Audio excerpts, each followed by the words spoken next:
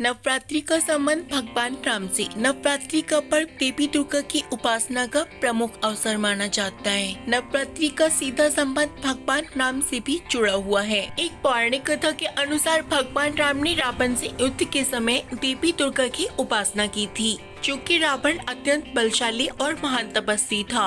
भगवान राम ने उसे हराने के लिए देवी दुर्गा की कृपा प्राप्त करने हेतु उनके 108 कमल पुष्पों से पूजन किया। इस अनुष्ठान को अकाल बोधन कहा गया, क्योंकि राम ने अश्विन मास के शुक्ल पक्ष की नवरात्रि में देवी दुर्गा का पूजन आरंभ किया, जो सामान्यतः चैत्र में किया जाता है। राम के इस पूजन से प्रसन्न होकर देवी दुर्गा ने उन्हें विजय का आशीर्वाद दिया और इस प्रकार नवरात्रि का ये संबंध भगवान राम से जुड़ गया। इस तरह नवरात्रि की पूजा और रामलीला का आयोजन एक साथ देखने को मिलता है, जो दर्शाता है कि राम ने अपने जीवन के महत्वपूर्ण क्षण में दुर्गा की पूजा की। इस पूजा के कारण रावण पर विजय प्राप्त हुई और इस विजय को ही विजयादशमी या दशहरा के रूप में मनाया जाता है। ये पर्व बुराई पर अच्छाई की जीत का प्रतीक बन गया है और समाज में नैतिकता, सत्यता और धर्म का संदेश फैलाता है। दुर्गा को प्रसन्न करने के उपाय। नवरात्रि के 9 दिनों में माँ दुर्गा के 9 रूपों की पूजा की जाती है।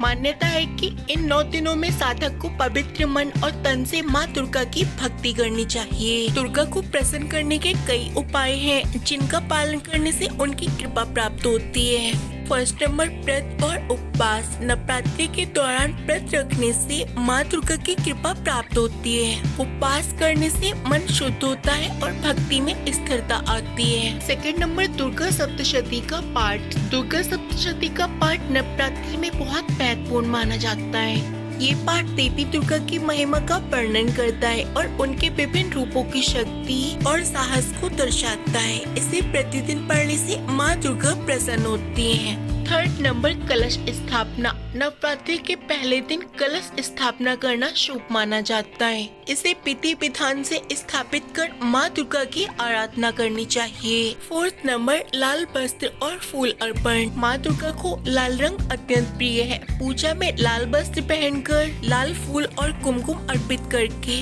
उन्हें प्रसन्न किया जा सकता है। फिफ्थ नंबर, देवी के 9 रूपों की पूजा। नवरात्रि के हर दिन एक विशेष देवी का पूजन किया जाता है। माँ शैलपुत्री, ब्रह्मचारिणी, चंद्रघंटा, कूष्मांडा, स्कंद माता, कात्यायनी, कालरात्रि, महागौरी और सिद्धिदात्री के रूप में उनकी पूजा कर भक्तों को मन वांछित फल प्राप्त होता है।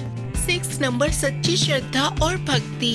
किसी भी पूजा में श्रद्धा सबसे महत्वपूर्ण होती है। भक्ति में सत्यनिष्ठा और समर्पण से की गई पूजा माँ दुर्गा को प्रसन्न करती है। 7 नंबर, दान और सेवा। नवरात्रि में गरीबों, जरूरतमंदों को भोजन, वस्त्र और अन्न दान देना बहुत शुभ माना जाता है। इससे माँ दुर्गा प्रसन्न होती है और अपने भक्तों को सुख समृद्धि का आशीर्वाद देती हैं। 8 नंबर, कन्या पूजन। नवरात्रि में कन्या पूजन का भी विशेष महत्व है। देवी को प्रसन्न करने के लिए 9 कन्याओं का पूजन करना और उन्हें भोजन कराना श्रेष्ठ माना गया है। इसमें माँ दुर्गा का आशीर्वाद प्राप्त होता है। नवरात्रि की महिमा और संदेश।